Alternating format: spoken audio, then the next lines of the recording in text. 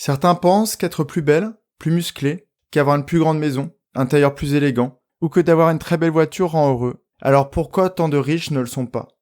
Aujourd'hui, je t'explique pourquoi ceux qui nourrissent ce besoin de supériorité font complètement fausse route. Et surtout, en quoi ce besoin est un des plus grands obstacles sur le chemin d'une vie riche, épanouie et pleine de sens.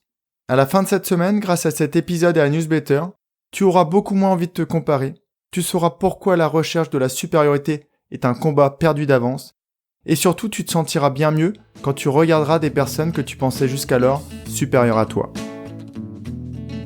Bienvenue à toi, tu es sur le podcast Dépasse-toi. Je suis Sylvain Viens et je partage avec toi tous les sujets qui m'ont permis et qui te permettront d'atteindre une vie riche, épanouie et pleine de sens.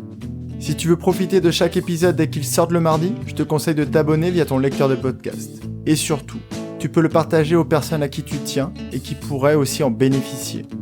Et pour aller encore plus loin avec moi, tu peux te rendre sur mon site sylvainviens.com et t'inscrire à la newsletter. J'aurais préféré commencer par un épisode très positif en te proposant un ami du bonheur. Mais aujourd'hui, je te parle bien d'un de ses plus grands ennemis, le besoin de supériorité. Le besoin de se sentir supérieur aux autres et de tous les comportements qui y sont liés. Le matérialisme, l'égocentrisme, l'égoïsme, la jalousie, le mépris. Plein de qualités du petit loup noir. Il y a deux principaux domaines que je vais aborder dans cet épisode. Les aspects sociaux, pourquoi et comment ce besoin d'exprimer cette supériorité gâche la vie. Et je finirai en te parlant du matériel.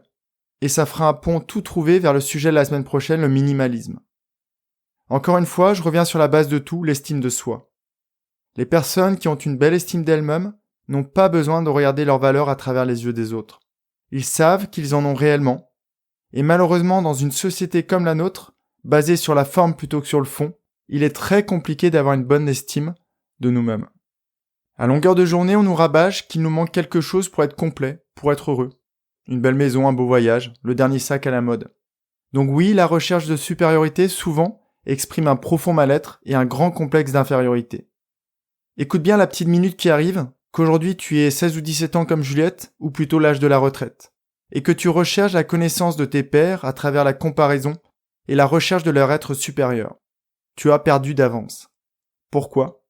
Tout simplement car tu te connais de l'intérieur. Et malheureusement, tu as tendance à retenir bien plus facilement les côtés négatifs, toutes tes faiblesses ou tes échecs, plutôt que le positif, tes réussites, tes forces. Or, tu te compares à ce que les gens te présentent de l'extérieur. Leur atout, leur réussite. Le jeu n'est vraiment pas du tout équitable, et tu n'y gagneras jamais. As-tu déjà vu des gens poster les photos de leurs disputes conjugales, de leur visage au saut du lit, ou peut-être même encore de leur ventre un peu bidonnant ? Non. Non, les gens postent des photos de leurs superbes assiettes dans de grands restaurants, de leurs nouvelles voitures, de leurs abdos bien sculptés, et de leur meilleur profil. C'est ce qui leur permet de se valoriser, voire pour certains d'étaler leur succès afin de rabaisser les autres. Et toi, tu compares ça à ta vie de tous les jours. Les journées top, mais aussi les journées un peu chaotiques. Si jamais tu regardais des émissions de télé-réalité, la première semaine est souvent idyllique. Tout est beau, paillettes. Et puis dès que les participants oublient les caméras, ça dérape. Les guerres d'ego, les attaques personnelles. Le petit loup noir sort de sa tanière. Je vais peut-être, et même sûrement t'étonner, mais j'aime beaucoup Koh-Lanta. Burke, je t'ai entendu. Tu me croiras ou pas, mais cette émission est pour moi une pépite, en sociologie et en psychologie, dans le sens où les gens sont complètement dénudés de tout ce que la société leur a donné. Ce sont eux, sans rien de plus. La première semaine est souvent très peu intéressante, car les gens sont faux, très gentils, tous conciliants, et puis les masques tombent.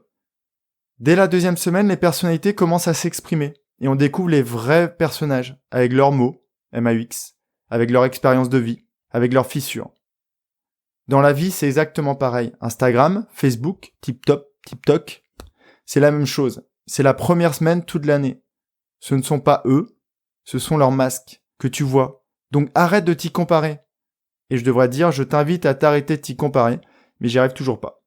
Tu peux me dire, je me compare pour que cela me donne envie de faire mieux, ou d'avoir plus de choses. Mais ne penses-tu pas pouvoir trouver d'autres moteurs de motivation ? Malheureusement, cette recherche de la supériorité commence très très tôt. Avoir la meilleure note en cours. Est-ce si important ? Si tu es jeune et que tu écoutes ce podcast, propose-le à tes parents. Si tu es parent, propose-le à tes enfants. Se comparer à travers les notes, c'est ridicule, absurde, grotesque. Combien d'étudiants en grandes écoles ou en médecine ressortent de ces cursus complètement malades? Un jour, si je devais m'impliquer dans une école, ce serait la seconde proposition que je ferais, après avoir introduit la méditation et des cours de compassion par exemple.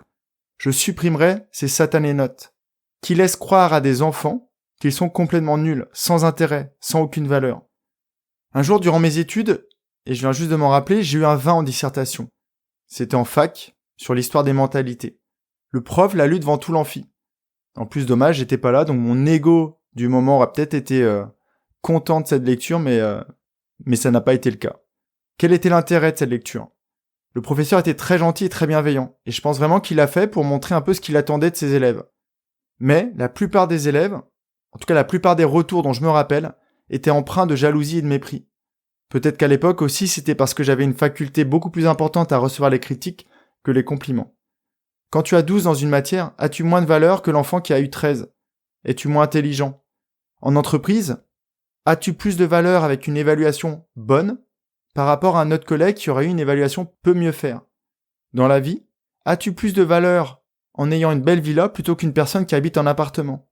La réponse est non. Non pour tous les cas que je viens de citer. Que tu aies quelques kilos en trop, des cheveux gris, un manque de compétences dans certains domaines, ça ne retire en rien de ta valeur.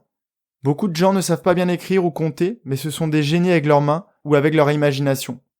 Et pourtant, si tu regardais leur carnet de notes, ils étaient considérés comme nuls à l'époque. Et malheureusement, beaucoup d'entre eux le pensent encore. Si jamais tu te reconnais un peu dans ce que je viens de te dire, dis-toi que le jour où tu t'aimeras pleinement, tu ne seras plus sujet à cette valorisation extérieure.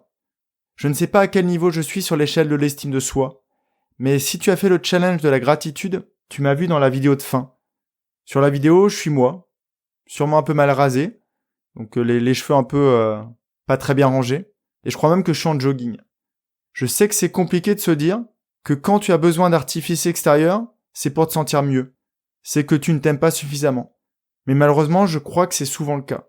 Cette estime de toi se travaille, et c'est hyper important, vraiment primordial de le faire. Je regarde un peu ce qui se fait autour de moi en termes de podcast, et quand je vois de très jolies filles, entre guillemets, tu n'as pas vu mon geste, parlant de s'accepter telles qu'elles sont, alors qu'elles font appel à la chirurgie esthétique, ou qui sont toujours hyper bien apprêtées sur leurs photos, ça me fait un peu mal. Surtout quand ces personnes se proposent d'éduquer de très jeunes femmes, voire des adolescentes, sur le fait de s'accepter. Je trouve quasiment ça dangereux. Inconsciemment dangereux, on pourrait dire. Et loin de moi l'idée de donner des leçons à tout le monde. Mais avec une petite fille, le sujet me préoccupe beaucoup. Plus je te parle, plus je me dis que ce manque d'estime de soi est une des explications majeures au fait que la vie d'aujourd'hui n'est pas très facile. L'estime de soi, c'est la base de la confiance en soi. Avant février, je vais mettre en ligne une formation, toute simple, à base d'emails, qui sera totalement gratuite, afin que tu puisses travailler de manière très approfondie et de manière régulière cette estime de toi. C'est vraiment la base de tout. Le problème de cette ultra-comparaison est que si tu rentres dans ce jeu, tes relations avec les autres perdent en valeur. Tu ne les côtoies plus comme il se devrait, mais tu t'y compares. Tu aimes à te sentir supérieur. Tu t'enfermes dans l'égocentrisme. Et à ce jeu-là, le seul gagnant, c'est ton loup noir. Tu deviens en colère vis-à-vis de ceux qui te surpassent. Tu méprises les gens qui sont moins bien ou moins riches. Tu envies ceux qui réussissent mieux et tu jalouses ceux qui en ont plus. Le deuxième domaine fortement lié à ce comportement, c'est le matérialisme. Au-delà des notes, des diplômes, des statuts, des promotions professionnelles ou des titres à rallonge, ce besoin de supériorité s'affiche dans tous tes achats. Ce que tu veux montrer aux autres de manière ostentatoire. Pour se sentir bien, beaucoup de gens achètent régulièrement des vêtements, changent de voiture fréquemment pour toujours avoir le dernier modèle avec toutes les options, changent de télé pour avoir toujours plus grand, ou encore se font faire le plus beau jardin pour mettre en valeur leur plus belle et grande maison, remplie de beaux meubles, mais malheureusement souvent vide d'amour, de gratitude et de compassion. Au-delà de participer à détruire notre habitat et de surconsommer, ces personnes perdent d'avance. Elles n'ont pas compris qu'il y aura toujours plus beau, plus grand, plus cher que ceux qu'elles viennent d'acheter. J'espère vraiment que tu ne t'es pas reconnu dans la description que je viens de donner. Et si jamais c'est le cas, je ne te juge pas.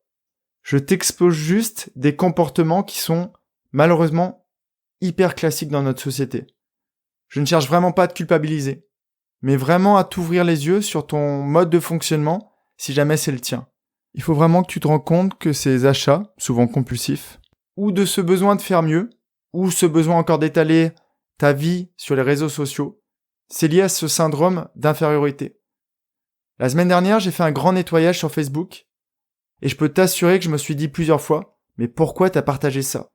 T'avais vraiment l'impression que ça allait aider quelqu'un ? Rappelle-toi, c'est la phrase que je me pose aujourd'hui. Si jamais la réponse est non, je ne partage plus, je n'expose plus ma vie sur les réseaux sociaux. Tu vois, je ne me voile pas la face, et je te conseille de pas le faire. Tu n'as pas besoin de te comparer pour avancer. Si jamais tu continues de m'écouter, je peux t'assurer que tu trouveras bien d'autres moteurs positifs pour avancer sur le chemin que l'on s'est donné, avec comme objectif une vie riche, épanouie et pleine de sens.